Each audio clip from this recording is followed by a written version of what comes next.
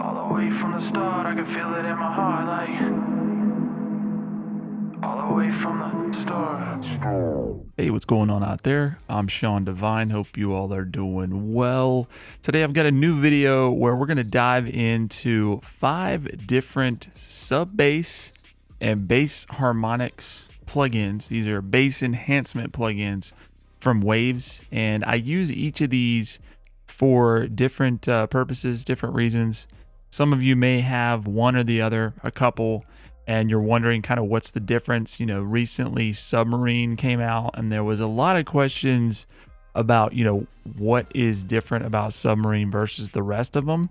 And I thought Waves did a good job of explaining that, but I want to show you just kind of in my workflow, how I'm using each of these, and then, how you can kind of set these up and some things to consider for, best uses in your mix. First up on the list of top 5 Waves bass enhancing plugins is Max Bass. This is an oldie but goodie.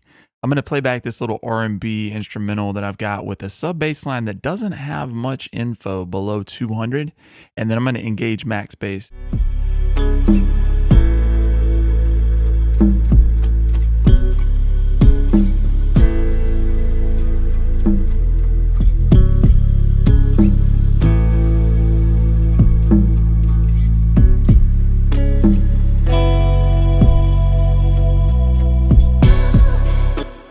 All right, so you could hear as soon as we engage max bass, we're getting a lot more harmonics, upper harmonics above 200. You can see that was being generated.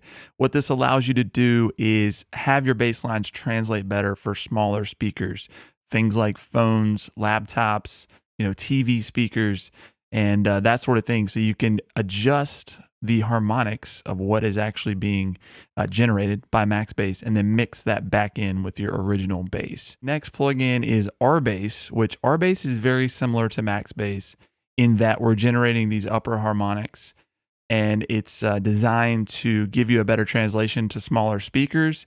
However, this is some updated tech. The algorithm was rehauled from max bass, and then they simplified the interface. So let's do the same thing. Let's A/B it.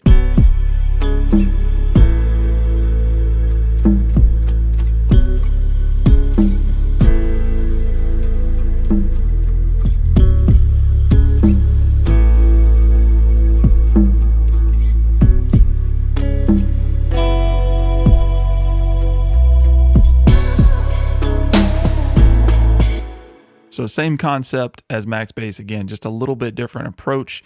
I find that they both sound slightly different, and again, it just comes down to an interface choice there as well. Next up, let's move to the newest plugin. I just did a video on this. It's Submarine, and what this allows you to do is generate subharmonic content or bass harmonic content. So rather than the upper content that we're creating with the other 2 plugins that helps the translation for smaller speakers, Submarine is designed to give you more low end and more sub information that's going to translate better for larger speakers, bigger monitors, club environment, subwoofers, think, bigger speakers in general. So with Submarine, I did a video where I actually use this on a synth bass line, and I use it a lot more subtly, but I'm finding that this works extremely well for kick drums. You can get a lot more intense with what it's doing. So let me play back this kick without Submarine and just keep an eye on what's going on here in our frequency spectrum, and then I'll show you and let you hear what Submarine can do to a weak kick drum.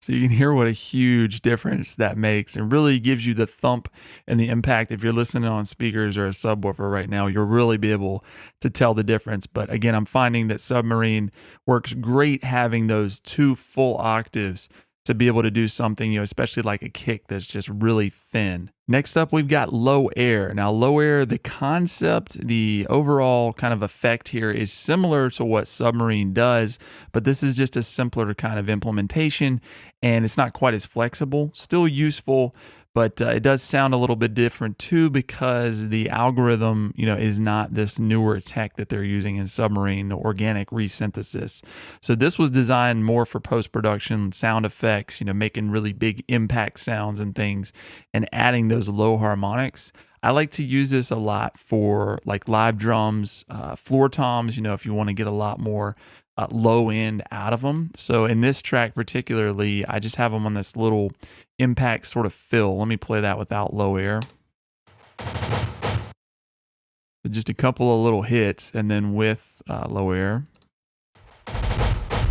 Last but not least is a plugin called Bass Rider, and I actually just got into this somewhat recently. Not sure why it took me so long, because this is a very useful plugin. The concept is similar to Vocal Rider in that what's going on behind the scenes is Bass Rider is detecting the kind of ideal way to sort of ride levels dependent on frequency. Bass notes that are hitting in the spectrum, they have different energy about them, and some of them can kind of poke out, sound too loud, maybe too quiet when you start getting into the really low frequencies. So Bass Rider just creates more consistency, and it has the ideal dynamics in terms of volume automation for your bass. So let's play back the bass line without Bass Rider, and then I'll activate it.